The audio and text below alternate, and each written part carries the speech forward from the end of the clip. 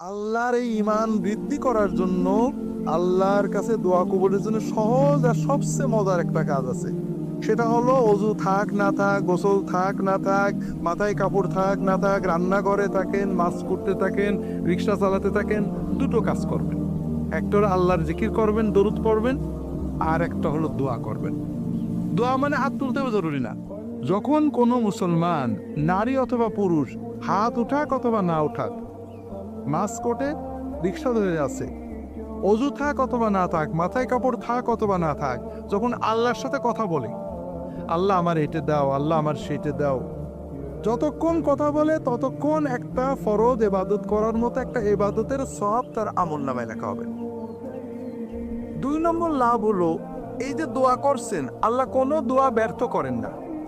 আপনি যা চাবেন, আল্লাহ এবারে ভর্তি পরীক্ষা দিছি, আল্লাহ এবার পরীক্ষা দেবো, আল্লাহ একটা চাকরি করছে, আল্লাহ আমার ছেলেটার এই অবস্থা এটা করে দেওয়া, এটা আপনি আল্লাহর সাথে বিড়বিড় করে কথা বলছেন, মনে মনে কথা বলছেন।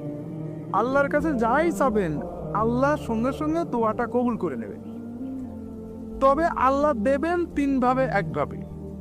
হয় যেটা চাইছেন ওইটা দেবেন, নইলে আপনার একটা বিপদ কাটিয়ে দেবেন, নইলে আল্লাহ আখেরাতে জান্নাতে আপনার জন্য সব জমা করে রাখবেন। লস নেই। 3 নম্বর, যতক্ষণ আল্লাহর সাথে কথা বলবেন মনটা ভালো লাগবে। কথা কি বুঝতে পেরেছেন? আর আল্লাহর জিকির করবেন সব সময়।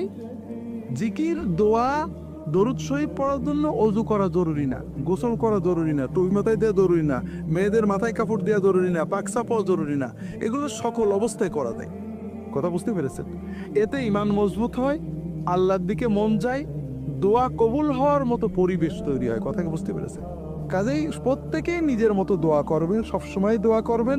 আল্লাহর কাছে চাইতে কৃপণতা করবেন না, আল্লাহ চাইলে দেন।